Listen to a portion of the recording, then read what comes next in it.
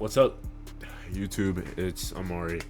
This video is not going to be very long because it's almost 2 a.m. But we're going to talk about everything that Wrestlemania 41 got right and got wrong, right? So, this was night one, and I'm just going to rip the band-aid off. I'm just going to spoil you now. I think night two was a little bit better than night one. I do. I think the night one main event was perfect. Oh, I think it was great. I think these three have really nice in-ring chemistry. I think the plot twist, it didn't surprise everyone, but it surprised most people, me included. And even though I was sad about it, the right man won. I wanted CM Punk to win his first WrestleMania main event, right? I did. But guess what? Punk didn't need this win. Punk's still one of the most over guys in the company. Roman didn't need this win. And neither of these guys truly needed this win because they were fighting over something different than the match. It was Paul Heyman. So what is the best and most unpredictable way to finish it? Have Seth win the match and steal Paul Heyman. Winning the match because of Paul Heyman, which is a Seth heel turn. In a time where we desperately need heels. Where we need big heels, right? Seth, with this Paul Heyman run, he could go after Jey Uso. He could have nice programs with the United States champion, right? He could have nice programs with Fatu. Of course, I don't think Fatu's going to lose the belt for months. But whatever Seth decides to do now is a billion times more interesting. At least, in my opinion. They picked the right winner, and that was one of my favorite matches to watch, maybe of the whole night. Maybe my favorite match this entire WrestleMania, right? Next, Gunther and Jey. Bad. And people wanted Jey Uso. Oh, main event Jey Uso. Oh, Jey Uso should main event. Jey Uso main event. Jey Uso won the Royal Rumble, blah, blah, blah. No, Jey Uso is a bad wrestler. You like his entrance. Maybe you like his catchphrase. YEET. Maybe you like his silly little glasses.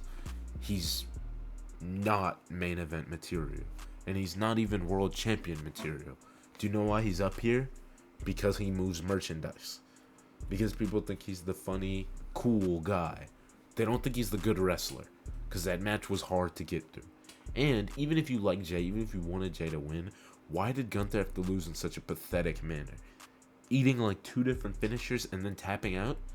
I'd never even seen Gunther tap out. I guess he tapped out to Dragunov once.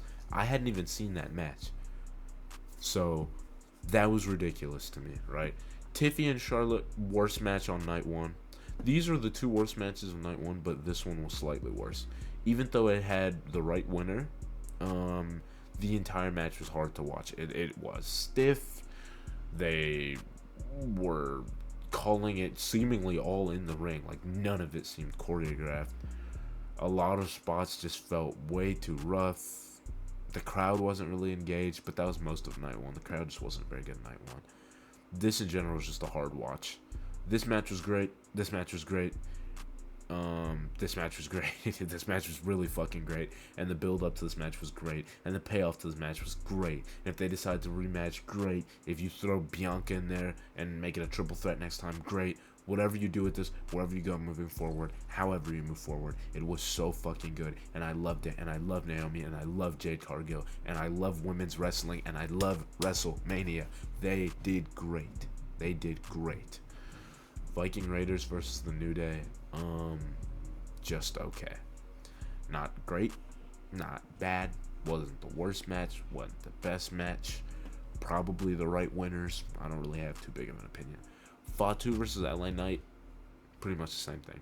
It was fun. I liked watching Jacob win a belt, but I'm not going to pretend like it was the greatest match I've ever seen, right? But both guys did their part, and it was fairly entertaining. This match was really fun. This match was really good. As we know, it wasn't Rey Mysterio. It was Penta. Not Penta, sorry. Rey Fenix Jr. Penta's come in later. Penta did great. But it was Rey Fenix versus Chad Gable. Or, I'm sorry, El Grande Americano. And that match was stellar. Phenomenal. Overall, night one, I'm going to give a 7.5. Because This match sucked ass, and it was the opener. This match was horrible, and it's for one of the biggest belts in the company. Both of these were one of the biggest belts in the company, and they're both really fucking bad. And then these two were just okay.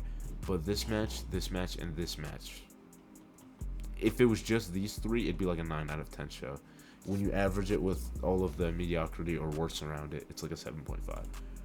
Now, night 2 is divisive. Some people are going to have loved this. Some people are going to have not loved this. Randy Orton's not up here, but Randy Orton had an open challenge. Whoever wants some, come get some. The one who answered that open challenge was Joe Hendry, and it was a fun match. It was a short match, right? But it was fun. I didn't think it was bad by any means. I'm a little disappointed that Joe Hendry has now lost his first Royal Rumble and his first WrestleMania match, but I'm sure he'll bounce back. I believe in Joe Hendry. That was good. That was a fun match. Okay, now let's get into the actual card. This was our main event, and I'm going to skip that, and we're going to talk about that in a second. This is the best match of this night. This was the best match of this night. This is probably my second or third favorite match of WrestleMania, right? I love women's wrestling. I do. I hate how it's utilized, but I love watching it. And these three girls tore the fucking house down, and bonus points because the one I wanted to win won. I wanted an Io Sky proper defense. I wanted Io Sky to retain. And guess what Io Sky did, baby? Rah! It was great. No woman comes out of that match looking weak or silly. Io still looks like a strong fighting champion. Rhea, was a powerhouse. She was Rhea. Bianca, she hit her KODs. She hit Rhea with the whip. Everybody did what they were supposed to do. It was cinema from start to finish. I was never bored. There was never a bad taste in my mouth. I loved this match. That's okay. Randy Orton and the triple threat. Next, Drew and Damian Priest. The entrances were great for this one, by the way. I didn't say that yet, but the entrances were great for this. And CM Punk, obviously, the night before, had a great entrance.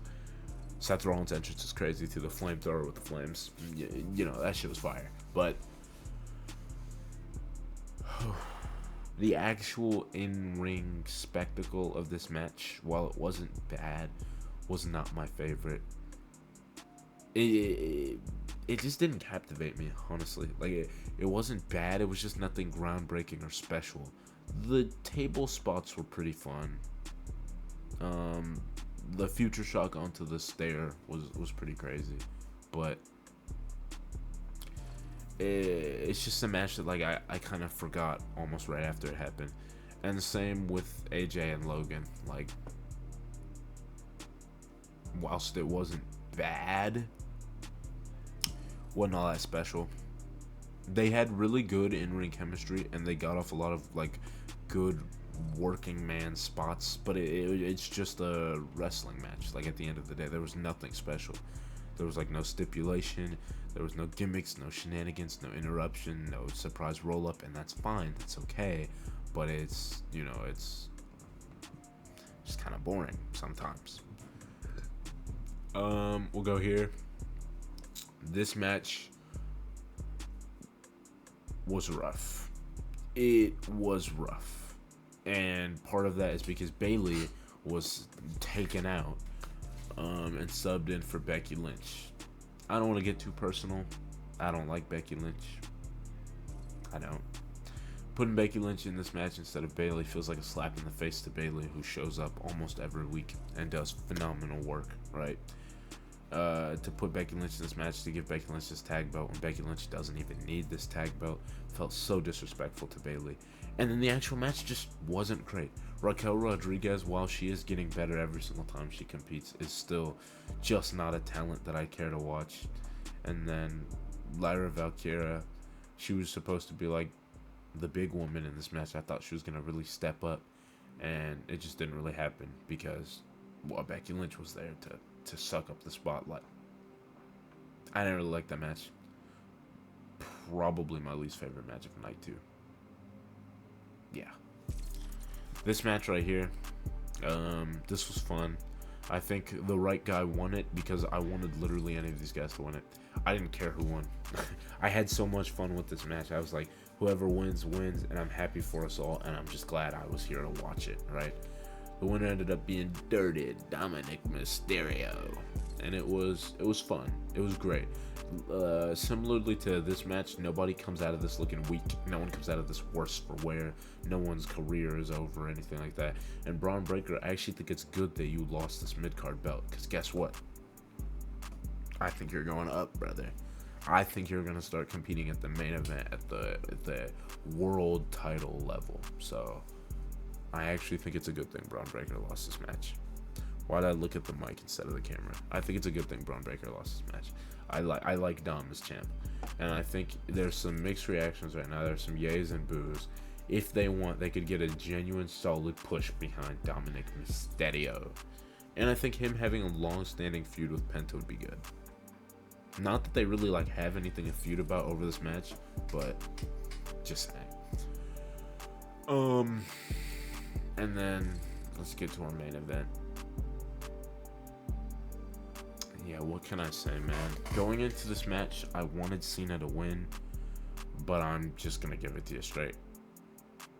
I didn't want Cena to win like that.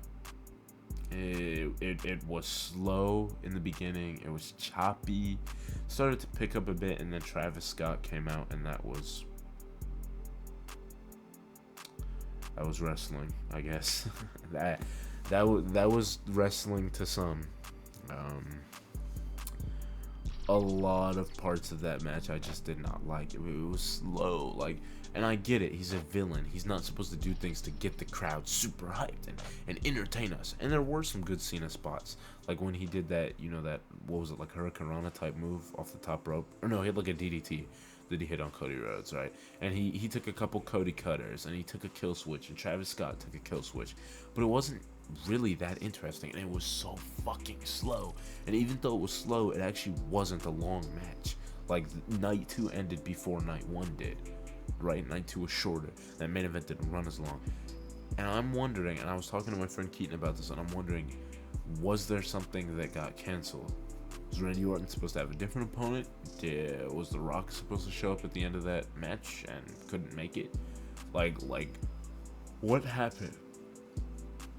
Because that match just felt so slow, and it dragged on, and it was bad. Like, we could have fit a whole nother match onto this night, and I probably would have liked that more because it would have been more fun.